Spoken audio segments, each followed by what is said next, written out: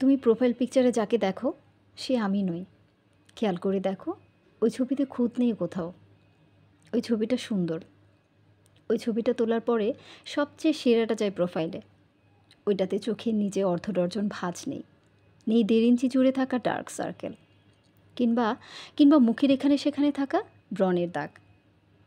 তুমি বলো, ওইসব ছাড়া মানুষ হয় নাকি? প্রোফাইলে টানানো ছবিটা চুলে শ্যাম্পু করার পর তোলা। বাস্তবে প্রতিদিন চুলে শ্যাম্পু করা থাকে না। বাস্তবে বেশিরভাগ সময় মাথায় কাকের বাসা হয়। মজা করে বলছি না। এমন অপরিপাটি চুল নিয়ে কোথাও কিছুক্ষণ ঠায় দাঁড়িয়ে থাকলে কাক এসে ডিম পেড়ে যেতেও পারে। ঠোঁটের কোণে চিলতে হাসি বাস্তবে সব সময় থাকে না।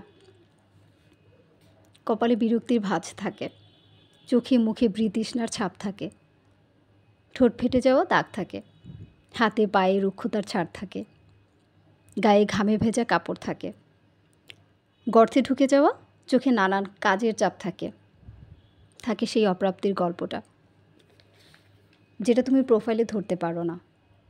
বিশ্বাস করো, প্রোফাইলের হাসি খুশি মানুষটাকে বাস্তবে দেখলে তুমি ভয়ও পেয়ে যেতে পারো।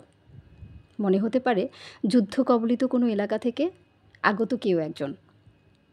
মনে হতে পারে দুর্ভিক্ষ কবলিত এলাকায় জীবন মৃত্যুর মুখোমুখি দাঁড়ানো কেউ একজন। মনে হতে পারে যাকে তুমি দেখেছ সে নয়, অন্য কেউ। প্রোফাইল পিকচার এমন এক মিথ্যা কথা যা আমরা সবাই বলি। কেন বলি? নিজের জন্য বলি। জীবনের জাতাকলে পৃষ্ঠ প্রত্যেকটি মানুষ একটু সময়ের জন্য হলেও নিজেকে সুখী সুন্দর দেখতে চায়। সুখী সুন্দর মুখ দেখতে সবার ভালো লাগে। মনোবিজ্ঞানীরা বলেন, সুন্দর জামা কাপড় পরে থাকলে মানুষের আত্মবিশ্বাস বাড়ে, মন ভালো থাকে।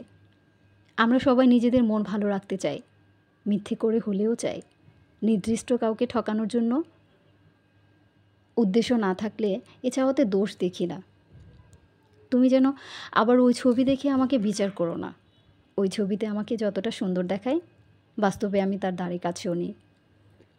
ওই ছবিটা দেখে ক্রাশ পর্যন্ত ঠিক আছে, ভুলেও ছবি দেখে আবার আমাকে ভালোবেসে ফেলো না।